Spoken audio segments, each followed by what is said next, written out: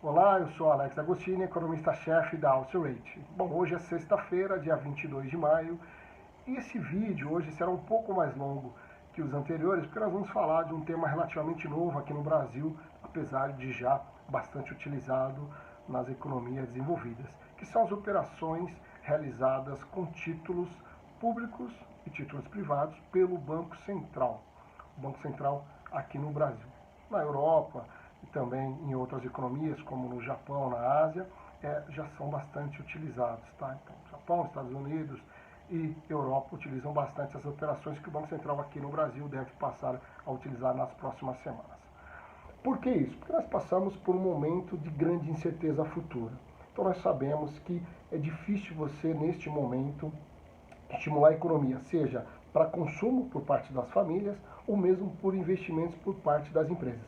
As empresas ficam receosas de investir, porque se investir vão dispor de um dinheiro e lá na frente não vão ter a venda. E aí não vão atingir seu objetivo, isso vai virar um prejuízo. Porque as famílias, além de passar por um momento bastante difícil de aumento do desemprego e queda da renda, elas também estão receosas em relação ao futuro. Quem tem dinheiro está guardado, né? Não está consumindo, tem medo de relação ao futuro, o que deve acontecer na economia brasileira. Então o Banco Central tem alguns instrumentos à sua disposição, outros novos, como nós vamos falar agora, para tentar estimular a economia. O que o Banco Central quer? Reduzir o custo do crédito para tentar fomentar o consumo e a atividade econômica e o investimento do setor produtivo para gerar emprego e renda.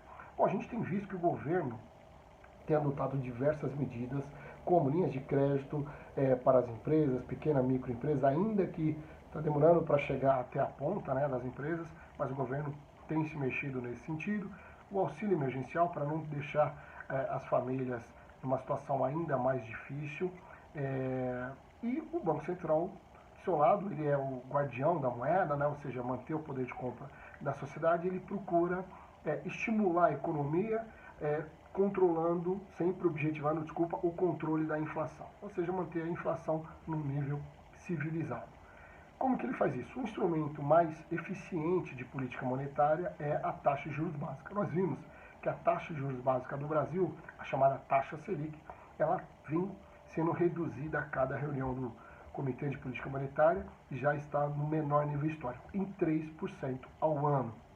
Foi decidido agora em maio, e em junho, na próxima reunião do Banco Central, né, e também do Copom, a expectativa majoritária é de um corte novamente de 0,75 ponto percentual, levando a taxa de juros básica para 2,25% ao ano. Inclusive, numa reunião, uma conferência realizada pelo presidente do Banco Central na última quarta-feira, com um grande banco europeu, o presidente já deu sinais de que será o último corte e na mesma intensidade da última reunião. Por isso que nós estamos convencidos que a taxa Selic chegará a 2,25% ao ano e ficará estável por esse nível, pelo menos até meados de 2021. Pois bem, nesse cenário, o Banco Central ele já discute a possibilidade de realizar as operações chamadas twist.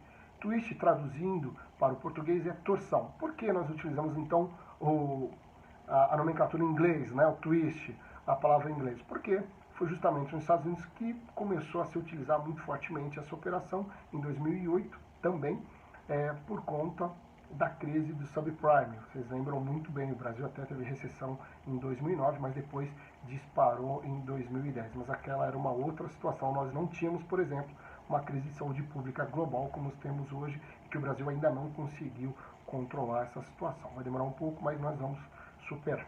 Pois bem, então, o que significa exatamente twist? É torção, né? Então, o que é torção? É o Banco Central, por exemplo, hoje, como tem uma grande incerteza no mercado futuro, a gente não sabe o que vai acontecer lá na frente, os operadores de mercado, no caso dos bancos e instituições financeiras, para ofertar o crédito, elas pedem um prêmio de risco muito alto. Então, as operações de 24, 36 meses ou mesmo 360 meses na compra de imóveis, os juros de longo prazo é muito alto. No Brasil hoje está muito alto porque a incerteza está muito grande. No curto prazo, quando a gente consegue ter uma noção melhor da situação econômica, os juros é um pouco menor. Então a curva tem esse formato, né?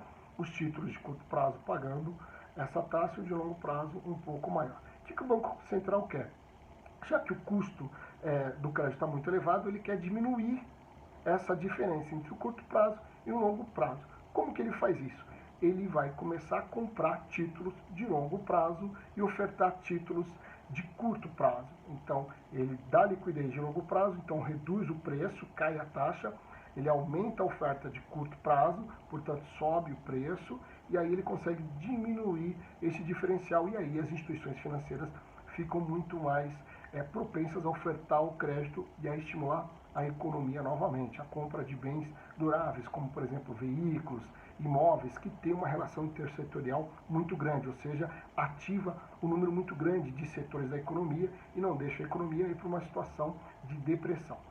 Está fora de cogitação essa situação, mas passamos sim por uma recessão muito profunda. Então, a operação twist, torcer, né, é justamente você tentar equilibrar melhor, reduzir o custo do crédito de longo prazo. Então, diminuir um pouco o diferencial de juros das operações de longo prazo com curto prazo.